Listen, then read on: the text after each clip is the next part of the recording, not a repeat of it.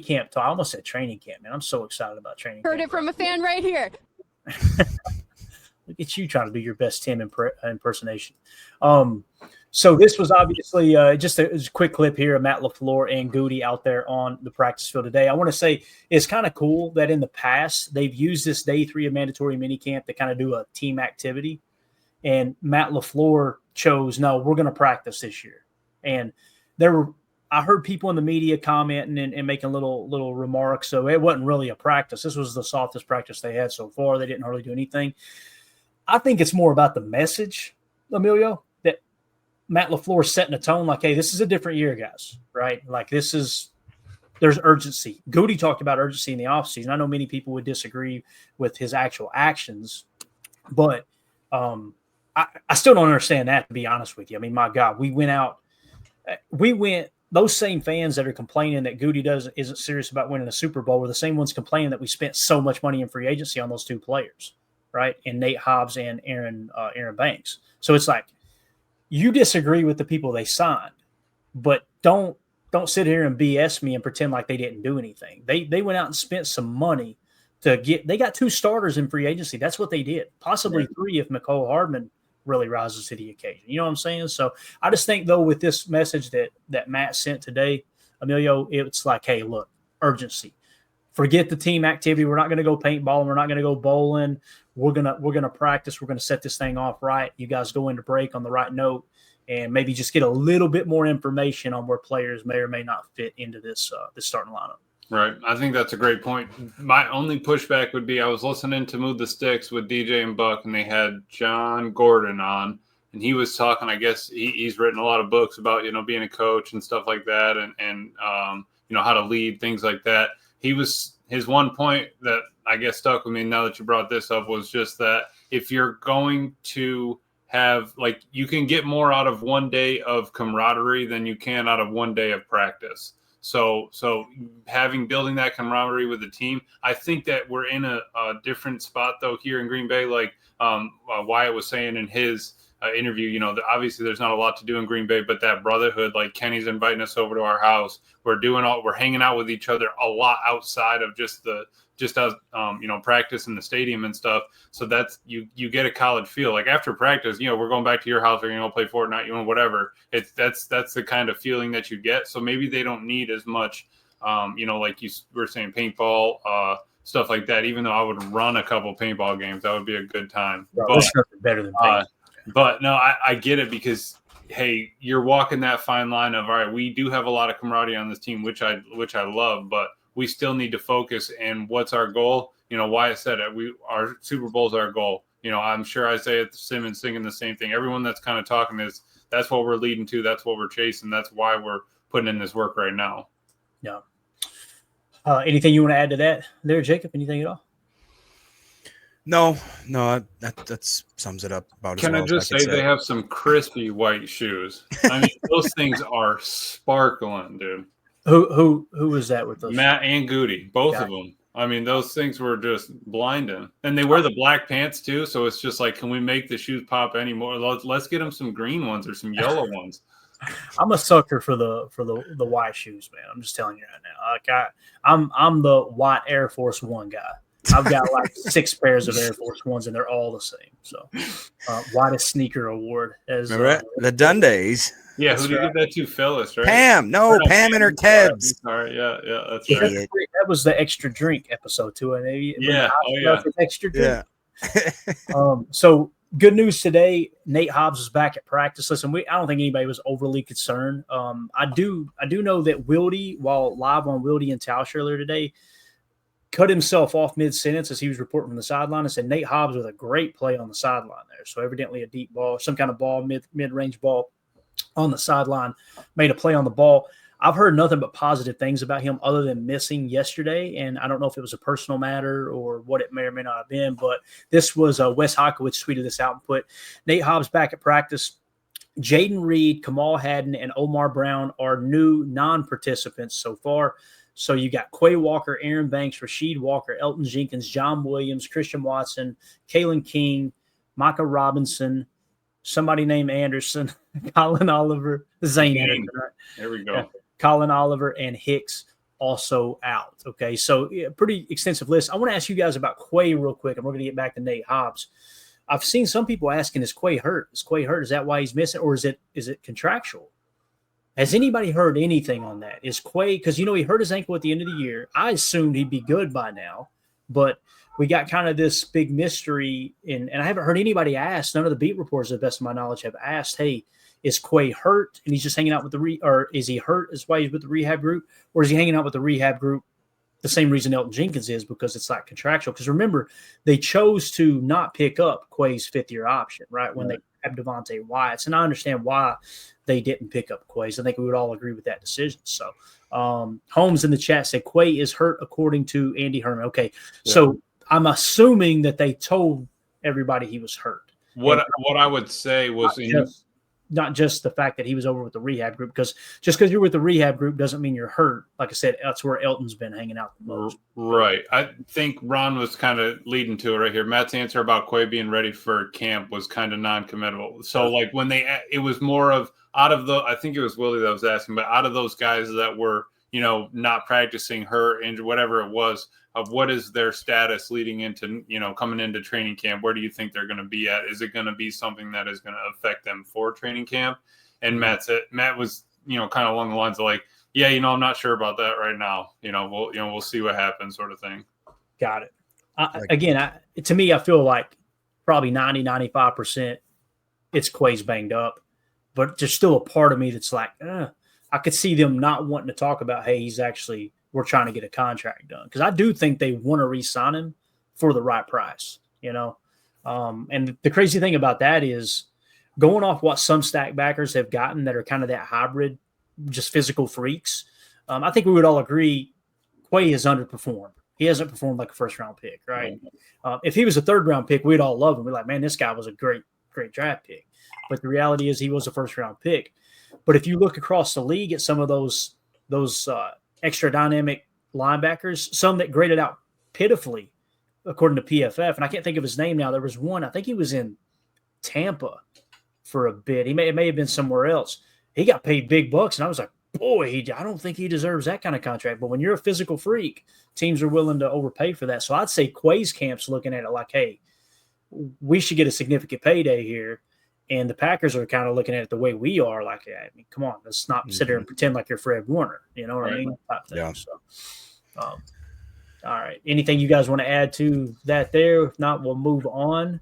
I want to say I had another video of Nate Hobbs indoors doing a little bit of workout just to kind of show. Yeah, let's just jump right into that here. So this was him indoors just to kind of get an idea of as he was back at practice, just throwing the old medicine ball around. I love him wearing 21, by the way. I love that. So Nate Hobbs, I think, is ready to go. There's not going to be any kind of limitation at all going into training camp. Everything I've heard, too, like you heard Evan Williams talking about Nate Hobbs the other day. It was like, this dude, he's a dog. Like, it sounds like he's going to bring that energy to the room, Jake. He's going to be one of those guys that obviously got to do it on the field, but having lost Jair Alexander, if we hadn't signed Nate Hobbs, I would be a lot more like the majority of I don't want to say the majority of the fan base, that portion of the fan base that's concerned that we lost Jair. You know what I'm saying?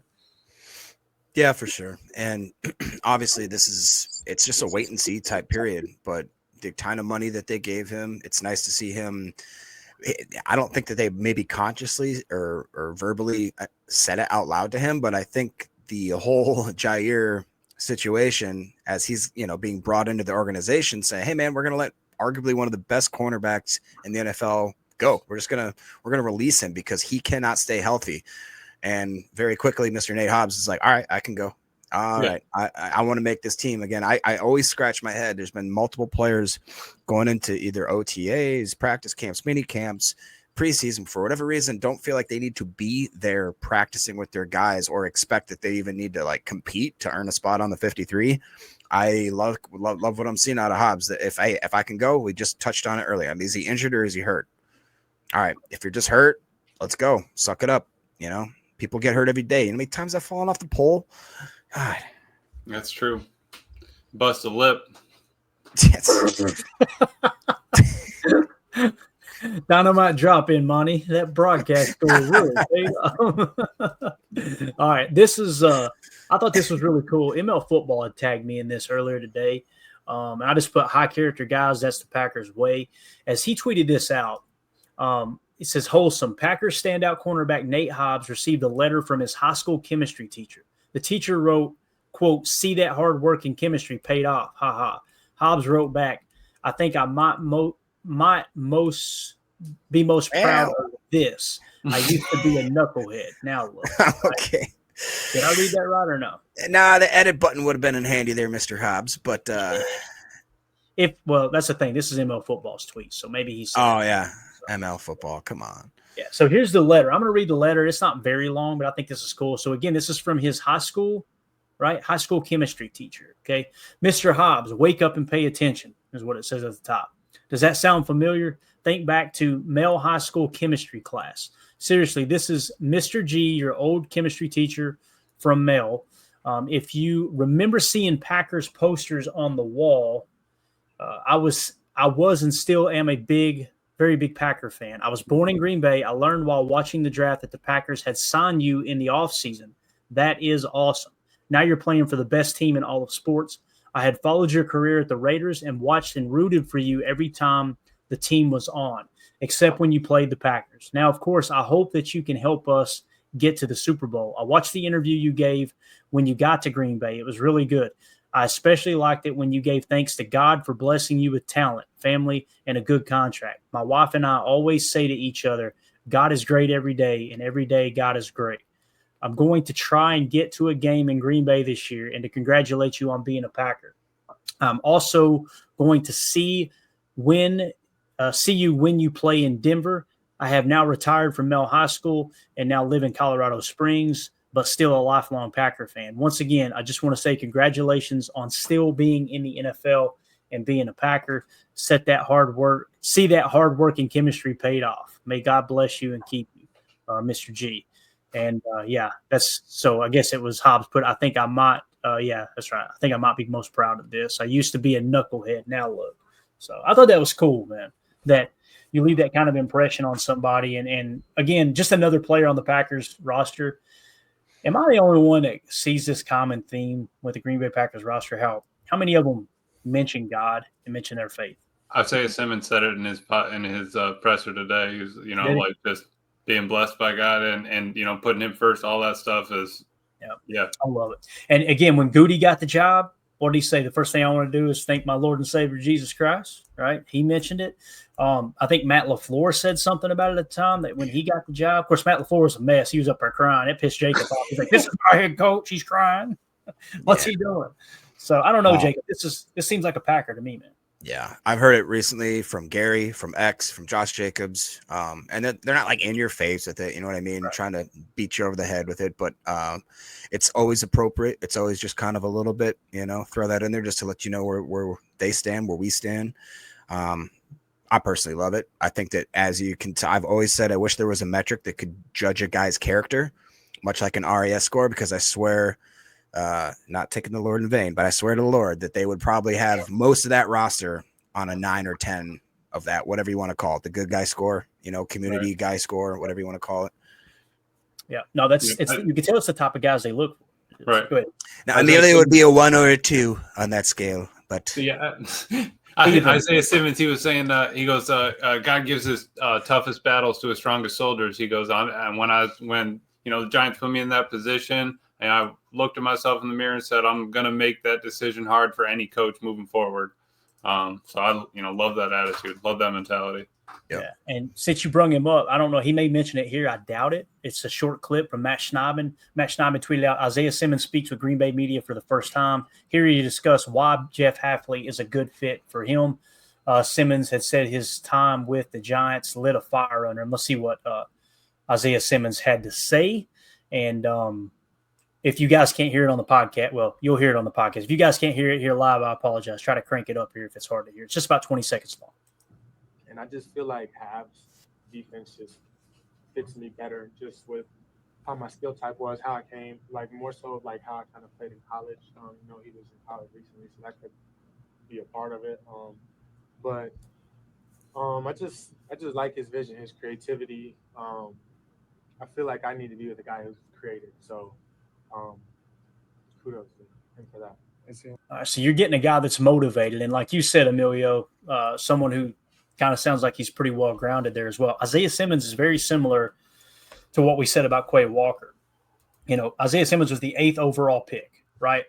If he hadn't been the 8th overall pick, if he'd been drafted in the 3rd or 4th round, people would be talking about how, wow, this guy has been a really good NFL player. Mm-hmm. Like, he's been solid. But when you get taken in the top 10, boy, the expectations are through the roof. And another guy that you could see with this signing, yeah, they want him to fit into that third stack backer role. Whether he'll beat out Tyron Hopper or not, time will tell.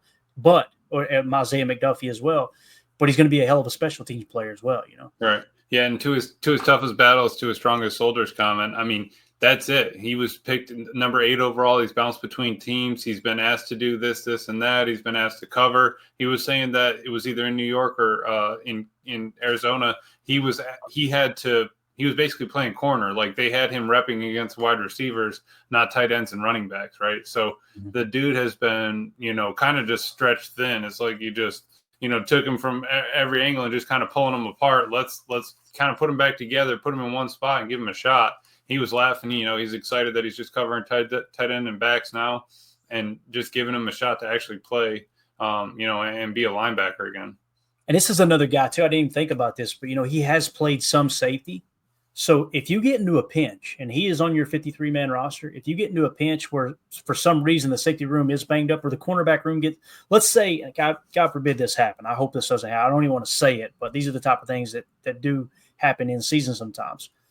What if Nate Hobbs goes down with an injury for a couple weeks and Javon Bullard has to plug in at safety, and then Evan Williams goes down, right, at safety, and now you got Zane Anderson or Oladapo in there. Right. If one of those guys breaks a shoestring or something and they have to come out of the game, Isaiah Simmons can fill into that role a little bit, right? He's versatile enough that you could pop him back there. And so now you got a guy who can probably rush the quarterback a little bit with his athletic ability.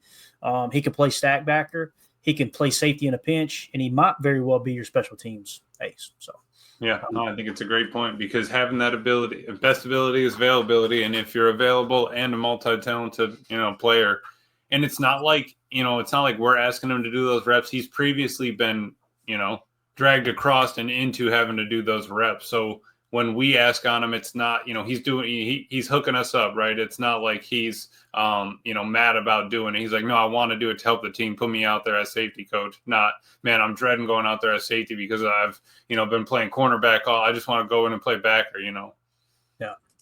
Holmes MD1 at some point. Little special request here. He said, I could find it. Oh. You think God never farted? That's all right. Appreciate you, Amelia. See, I got to have more faith in you, man. Dude, I'm not Tim, but I'm trying to be. I'm like 60% of Tim. None of us are Tim. Tim is the glue that holds this thing. He really is. Yeah. So Rob Domofsky put this tweet out earlier today. One last look at Jordan Love in minicamp. Next time you'll see him on the field is when training camp opens on July 23rd. Can we just talk about this dot right here on this out route? And that's Romeo Doubs. I mean, look at the chemistry, the timing that Romeo Doubs and him have. Actually, it already played through, so he's looping it, isn't he? That's what he's doing. Let's go back to the first one. Watch this dot. It's going to be an out route, right? Watch Rome. Little jab step in, work himself out. Look at that throw. Can't throw it anymore. Right on the money. Let's see the second throw here. I think this is out of the backfield. Is that MarShawn Lloyd that catches this pass? Looks like it. No, that's Emmanuel Wilson. No, it's Emmanuel. I like that those. It looked kind of like it looked like a swing route, and then they really sharpened it off, kind of turned that into a Texas right there. He's like swinging out wide, and then nope, I'm cutting right back. That's something I would be doing, online when I'm trying to just get around the user. And we call that a cut route. Some call it a cut. No, it's not quite a stab. No, a V. On my list, on my board here, you can see the running back routes in the bottom right. Okay. It's actually called a V is what they call it. We need to get that thing scanned and put it on here so we can go through that. I got to. And that's the other thing I'm going to do this year too, guys. I'm making a lot of promises that I probably we didn't make this list. I'm trying to make sure we can do as much for the Patreon group as we can. We appreciate y'all being a part of that. What I'd like to do in season, when we have a big play, all right, like let's say week 1, Jordan Love has a 65-yard touchdown pass to Jaden Reed. I'd like to take that play, break it down, and just draw the play art out and then throw it on Patreon. And we'll just say week 1 against so-and-so, right? And then week 2, big play happens.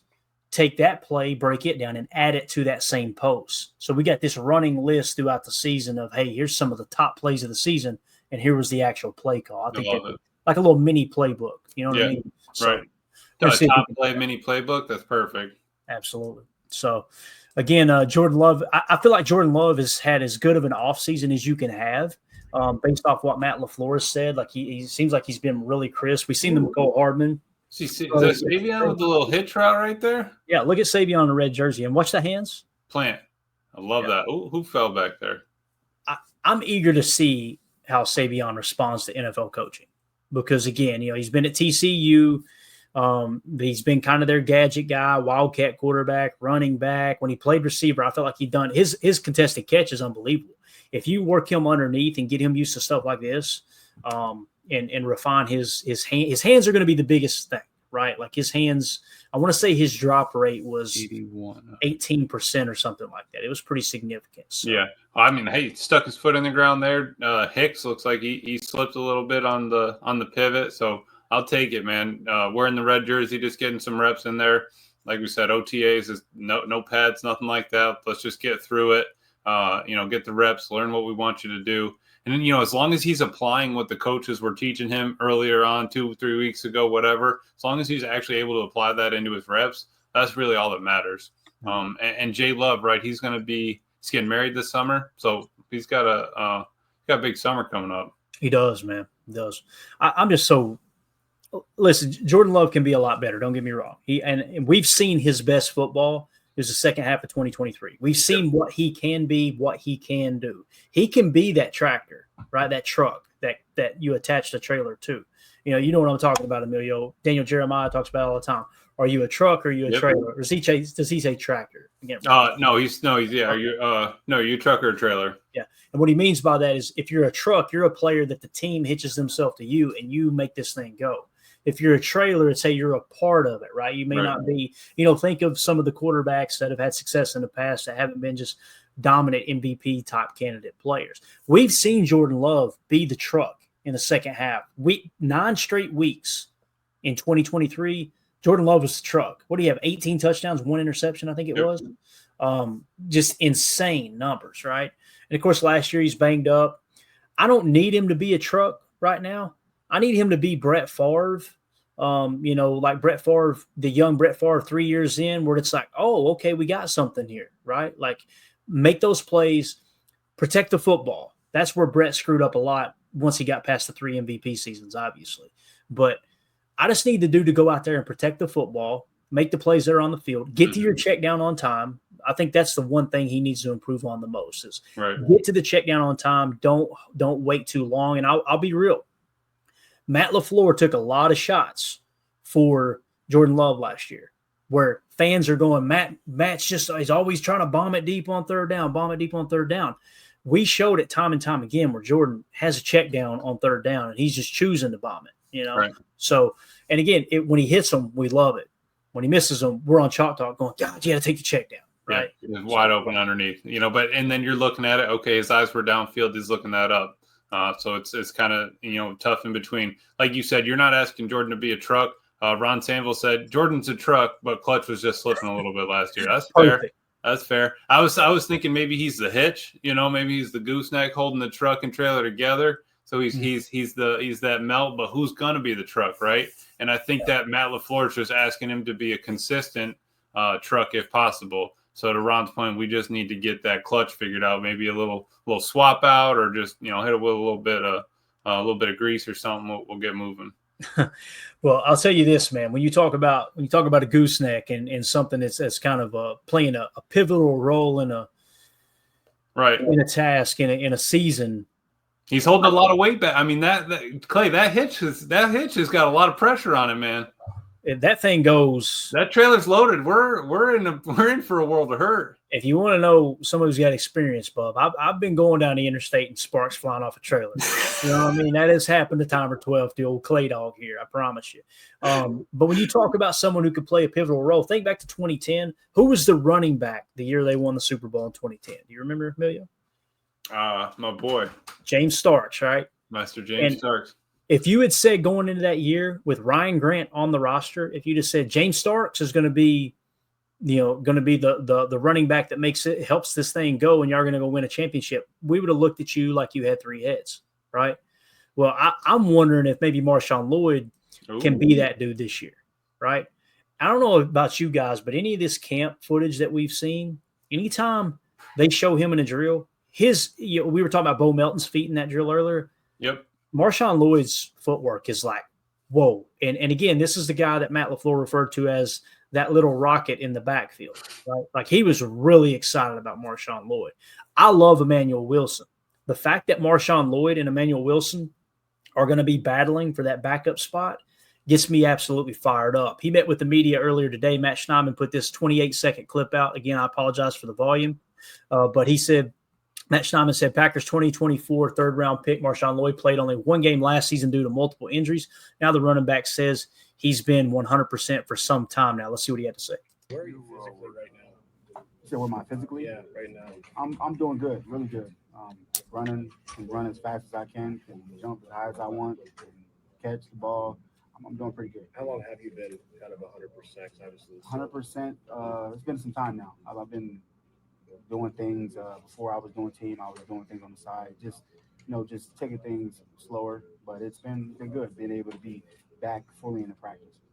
Where are you? Amelia, this is a dude right now? that Daniel Jeremiah had as his top running back in the draft last year. I forget about that, Clay. I really do. And I did not have him there, right? This was my list of running backs last year, okay? I had Trey Benson. I think this is the right one. Let me make sure. Yeah. I had Trey Benson, Blake Corum, Jonathan Brooks, right? Audric Estime, Bucky Irvin, Sweet Baby Ray Davis, and then MarShawn Lloyd. So I had Lloyd as 1, 2, 3, 4, 5, 6, seventh best running back in the draft. And again, Daniel Jeremiah, DJ was very vocal about that. This is my best running back in the draft. It'd been real easy to go, let's just change that real quick, but we didn't. We stayed true to our board. When you have a former NFL scout say this is the best running back in the draft, and we haven't even got a chance to see him yet, that's really exciting. Dude, and the fact that it's that and more of like a hidden piece on our offense. It's something that's kind of been sitting in the wayside. It's nothing's on tape. The team can't be prepping for it. It's something that we can kind of sprinkle in throughout the year as he's getting better. Maybe he gets a lot. Maybe he gets the whole kit and caboodle. Maybe Matt's got him out there 25 plays from week one. I don't think that's going to happen, but I think that having the ability to sprinkle in some sort of speed and, deception, I think that's huge. We're going to have that speed in the wide receiver room. We're going to have speed in the running back room. Is Tuck and Musgrave back? We're going to get a little bit more speed in the tight end room. This team is becoming faster by the minute. Christian comes back. We're going to have to figure out what to do with the extra wide receiver who gets moved around, but we're going to have so much speed on this team that Matt's got to be just, licking his lips, right? Mm-hmm. Robert in the chat, Robert Bertana says this running back group is solid. I completely agree. It really does look like that, right? And Ed Madden in the chat says we do seem to have a lot of good depth at a lot of positions. I love that he said we'll find out because right now we feel like that, right? Yep. But like I think it was it Ron Wolf that used to say, you're just a couple sprained ankles away from going from being really deep in a room to being really, really shallow. Right. And that's where we're saying, hey, we have three corners. Hey, we have, 4 linebackers or 5 linebackers. We have a couple of D linemen. We have 10 offensive, and it's like, yeah, we do. One injury, one setback, one this, one that. That's where the decisions will get made. Some of them will be made before training camp's over. But then some of them we need to make sure we have ready to go for the season because you never know what's going to happen in season either. Yep. And I'll tell you a position you don't have to be deep at. You just need one guy, and that's the kicker position, obviously. Ooh. Rob Demovsky said if Brandon McManus made a 58-yard field goal, Matt LaFleur would end the last mini camp practice early, and he nailed it. LaFleur then brought outgoing team president Mark Murphy in to break down the huddle. We'll talk about that comment here in a second. But here's a video. I can't play the sound because there's music with it, but this was a short clip that the Packers tweeted out earlier today of McManus hitting that. So imagine all the teammates, right? They're all gathered around. Like, he hits this, we go home early. We're done, right? Check this kick out. Watch everybody's reaction. This is awesome, man. Look at everybody watching. Well, look at Christian. Christian looks good, boys. I'm telling you, he's in a good spot. Yes. Look at that right there, camaraderie. Yes. With the whole team, it's one of those where you're putting pressure on McManus by having the entire team 3 feet away from him. You're never going to have that many people lined up right next to him in a kick. You know, he's going to be solo. Have everybody there, have that excitement. Dude, the pressure's on. It's kind of like when, you know, you're running those pyramid drills, you're running the sprints, whatever it was, dude jumps off sides on a you know, we're going on 2, he still jumps off and you got to reset. That's the opposite here. McManus banging that 58-yarder and ending practice. 58-yard. I mean, that's not a chip. That's nothing near a chip shot. No, right? Nope. How cool is it? Calm, cool, collected. That we ain't got to worry about kicker. And again, I'm not expecting him to kick in the 90 percentile again at field goal percentage, right? I'm expecting it to drop into the 80s. But thank God the year of the 60% seemed to be over, right? Like, yep. that's beyond us here. And I wanted to point this out because, Emilio, if I were to say McManus, where do you think McManus's performance last year ranks in terms of, like, if you were to take everybody in the history of the Packers and their field goal percentage at kicker, right?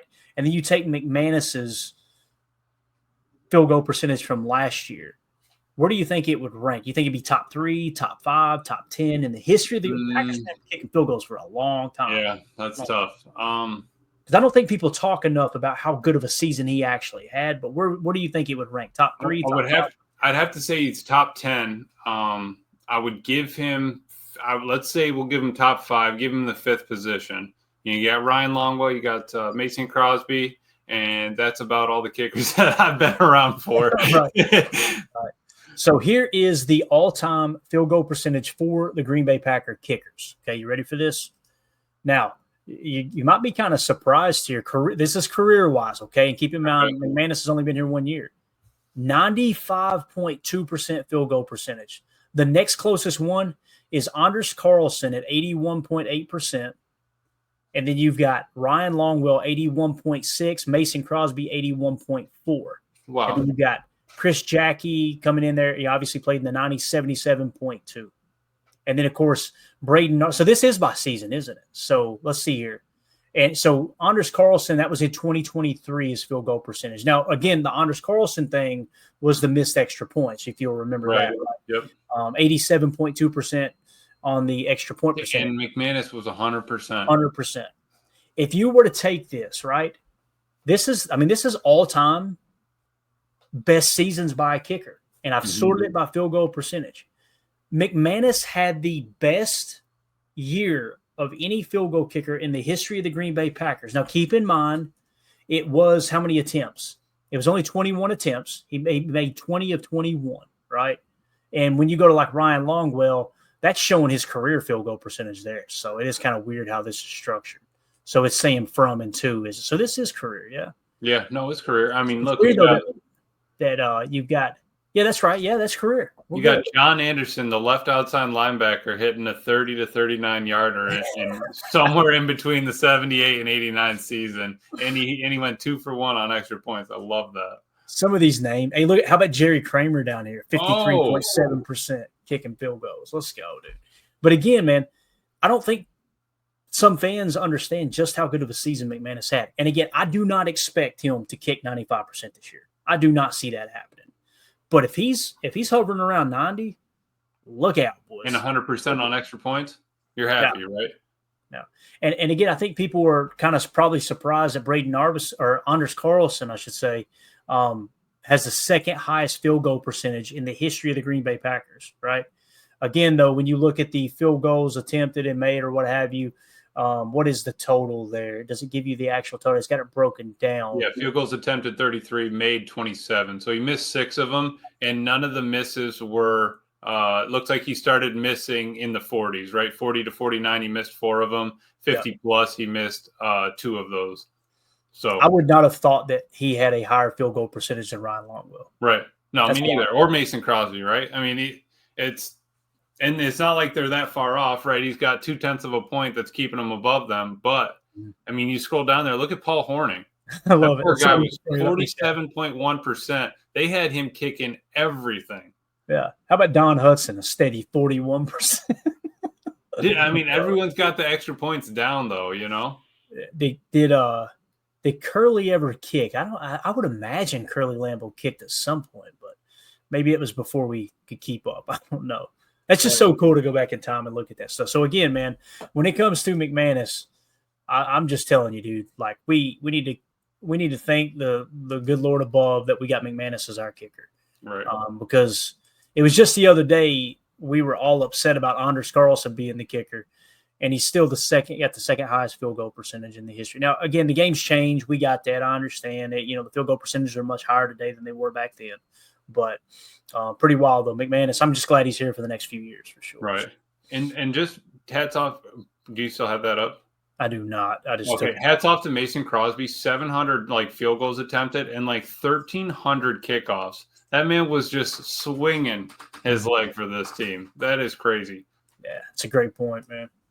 All right, we're going to wrap it up with a little Mark Murphy talk. We'll just kind of bring it home here. Nice. Really, what is this? H.E. Soder. Is it Jan Steenrud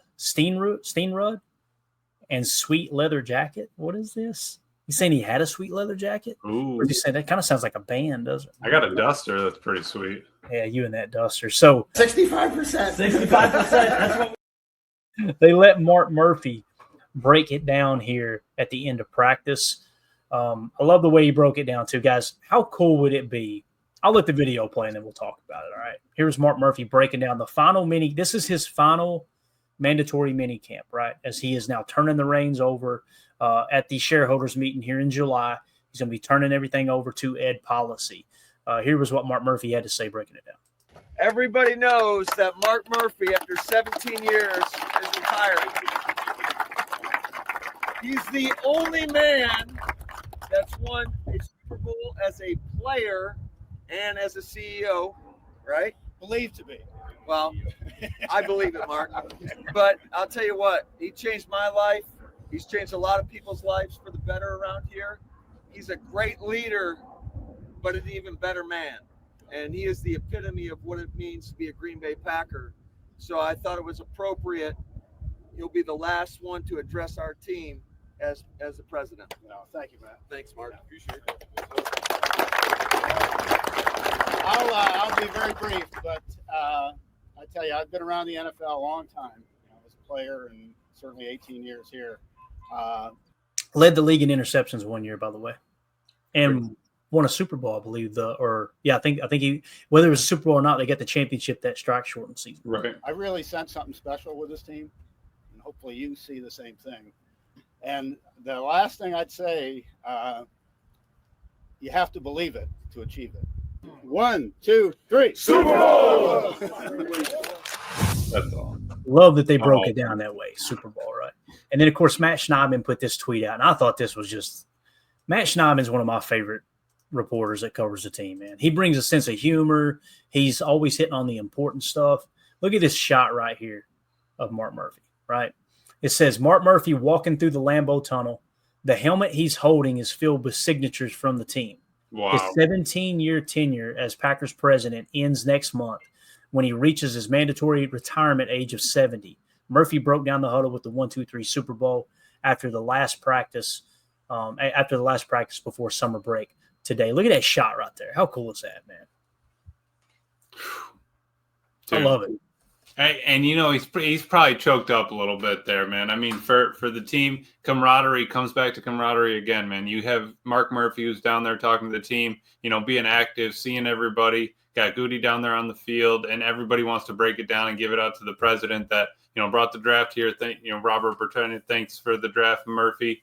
Yes, did that, brought so much to this title town, all that to this team, and all he wants is the best for everybody there, right? It's not like he's asking for extra recognition or, to put my name on the stadium, anything like that, man. He just loved his job and loved, being around people and doing what he did. Yeah. And again, Robert hit the nail on the head. If it wasn't for Mark Murphy, we would never have had a draft. I remember when they started talking about trying to get a draft in Green Bay, how many of the people covering the team were like, it'll never happen. It'll never happen. It'll never happen. And Mark Murphy battled and battled and battled and got it done. And and you got to see Titletown this time, right, Amelia? You got to experience that firsthand. What about that place, dude? Is that not amazing, dude? I mean, the fact that that was all built up. You know, I mean, because I never saw it beforehand, right? So I just love that pizza, Clay. Are you kidding me? Oh yeah. Oh, that wood fire! Come on now, that was fire. So Mark Murphy, man, hats off to you. Glad that you can bring in that family aspect to the Packers, which is what it's all about, right? Bring it, year round, sledding hill, all of that stuff. I think that's incredible. Yeah, and over in our Patreon group, the questions for the show, comments for the show, that section there. If you guys want to be a part of the show and contribute, $3, you're a member of the Patreon group, you get access to the questions for the show. Andy Monday, one of my favorite listeners of the show, said our oldest and youngest got to meet the president today as he came out of today's last mini camp. So how about that? Getting a picture of Mark Murphy coming out of his last mini camp with his sons, with Andy's sons, and look at what he's holding, the helmet. That's crazy. Like, how cool is that? Andy Monday, dude, that picture right there, dude. That is something to have framed. I mean, that is just that's so freaking cool. So, and then Dave Colvin over here in the questions for the show, comments for the show says, what do you think having a bold predictions section in the chat? Mine would be Tucker Kraft, the Yak Master, to be the Green Bay Packers' first 1,000-yard receiving tight end. I don't think I think that's doable. I do, man. I love that idea of having bold predictions. So we need to get creative in the chat over on Patreon and get some topics like that put together. So, I like it. What do you think? You think Tucker Kraft could hit 1,000 yards? I think it's totally doable, man. I think that's totally possible because he was talking about getting more involved. Jay Love was talking about getting him more involved. Kraft was talking about being able to, go up the seam and to be able to add so many aspects to his game. I think that it's 100% doable. But think about it like that. Tucker Kraft could potentially be a third or a fourth of all of Jay Love's passing yards, right? Mm-hmm. So that's wild to think. That dude is an important part of this team. We need to keep an eye on him. We need to make sure, he's got a good head and ready to work, which he does. But just we need to keep an eye on him all year, see how he's feeling, see his any injuries, anything like that, and just kind of keep tabs. Yeah. Andy Monday in the chat says, thanks for sharing that picture. It was really great to see a familiar face. Hey, no, thank you for sharing it, man. Because again, Andy, I don't know if you realize like that. What I would do if I were you, I would get a big frame and I would get that picture that Matt Schneiden tweeted out of him holding that helmet, walking down the tunnel. Walking on. Have that picture of your boys and him holding that same helmet. That's priceless, dude. Absolutely priceless. One for each of them. Yeah. Put a two for together. Yeah. That's a perfect, Christmas gift? Birthday gift, something like that. Absolutely. All right. Good stuff, man. Again, thanks for sharing that, Andy. Amelia, you got anything else you want to hit on, Bob? Anything at all? No, I think that's it. Matt had a presser that you can dive into. We still need to figure out the media team, right? We'll get a set of mics in there. Maybe once they're done remodeling there at Green Bay, we can remodel the media room and we'll be golden. Yeah. Besides that, man, I'm excited. It's crazy that now we got some of that dead time rolling in. I really still want to dive into those third downs like we were talking. Put them on a video reel. Let's see why we struggled in third down, either conversions or defense. We can kind of maybe look at both and just some of the things that maybe the team's doing or the coaches have done in the past. Let's sort of dive through it, see where we struggled, even if we want to take a peek at fourth downs and just kind of run through them all, see where we're at. I think what we could probably do is NFL Pro it. We could NFL Pro it. It'll throw a copyright, but we might have to do it exclusively to Rumble or something, and then I could try to edit it to where we could upload it to YouTube somehow, some way. Okay. But I think that's huge because I can literally go to NFL Pro and just check third down, and it'll pull every third down snap up. That would be the easiest way to route it through. So now, if you want to narrow it down to all the third down incompletions and interceptions, no, I kind of want to go through. I'd rather just watch them all. Let's see. All right, we did well on this. We didn't do well on this. What happened on this coverage? Where did we blitz here? What was the down and distance? What was the time on the clock? Stuff like that. Yeah, got it. Ed Madden says, thanks, guys. It's been a great show. Everyone have a great evening. Thank you, Ed Madden. Appreciate you, buddy, for hopping in here and being a part of it. The chat was just awesome tonight. I mean, we had a huge crowd in here. As it's June the 12th. Yep. And we got a packed house. This is just, man, absolutely awesome. Brambo said, I made a 36 by 20 canvas print of Jacob's stiff arming honey badger for my son's birthday. Turned out so awesome. That is the hardest pick in the history of the pack. I'm just telling you, man, the way he's lifting him off the ground. By the way, we've got a Josh Jacobs chalk talk queued up, ready to go, and that made the cut. What I did was I removed all the touchdowns and just tried to find the explosive plays that weren't touchdowns, because we've seen the touchdowns over and over and over, right? So I think that would be cool to kind of dive into that. And you guys are going to love to see that stiff arm too, man. It's just awesome. So, all right, let's get out of here, man. Appreciate you, Emilio. This was fun. Shout out to Mac. See y'all in the chat. Thank y'all for hopping in here this evening. Don't forget, guys, we're raising money for a great cause. If you go to my Twitter account, @Packers_access, you'll see a tweet pinned at the top of the page. You'll have a link in there, givebutter.com/KRPSJ5. For every $5 you donate, you're entered in the contest one time to win an autographed Dorsey Levens jersey that's on the screen right here. Again, that's my Autism Connection, building hope, community, and independence for autistic adults. Also, if you want to support the show, the best way to do so is join our Patreon group, patreon.com/PackerFan Total Access. Really easy to use, really cool interface. You get an app.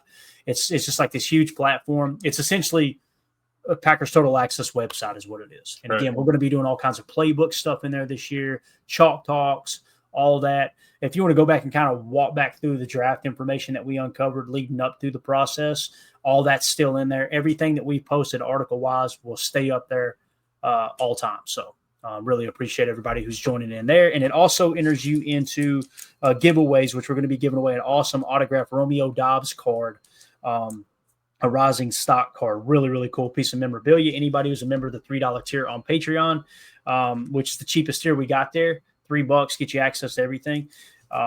That'll put you into that giveaway. We're going to be giving away this card on Saturday, most likely. Either Saturday I just caught the ball. We'll be doing that either on Saturday or Sunday. Amelia, I might be down your way on Saturday. We're thinking about taking a trip to Knoxville and going down there and hanging out around Neyland a little bit for the day and grabbing lunch and stuff like that. So we'll have to link up maybe. Yeah, I'll see how it goes here. You know how it is, man. It's Saturday morning I hit and I'll be like, I ain't leaving. And it's storming right now, Clay, so you got to go to mow the first yard tomorrow. And